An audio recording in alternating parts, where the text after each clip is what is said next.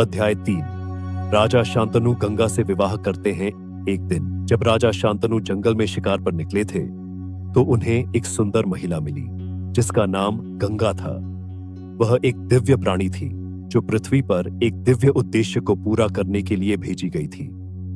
गंगा एक देवी थी जो स्वर्गीय गंगा नदी से उत्पन्न हुई थी जिसे राज्य के लोग पवित्र मानते थे। राजा शांतनु गंगा की सुंदरता और आकर्षण से तुरंत प्रभावित हुए।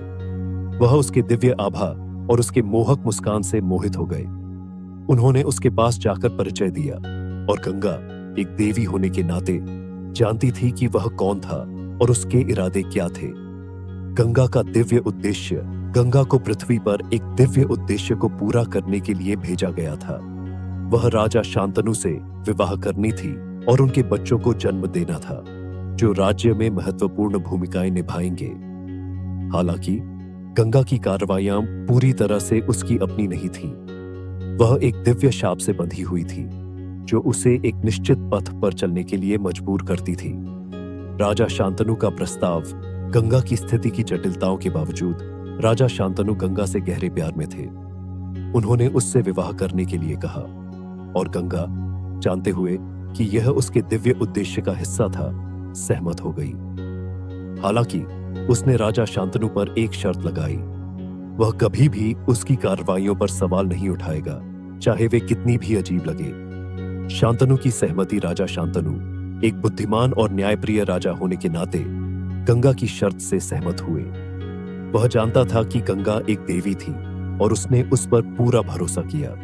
उन्हें विश्वास था कि वह हमेशा राज्य और उनके बच्चों के हित में कार्य करेगी। विवाह समारोह राजा शांतनु और गंगा के बीच विवाह समारोह एक भव्य आयोजन था।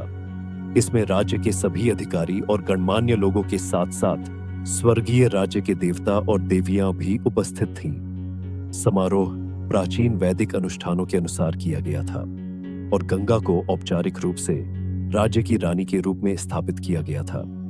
गंगा की चेतावनी विवाह समारोह के बाद गंगा ने राजा शांतनु को चेतावनी दी कि उनका साथी जीवन आसान नहीं होगा।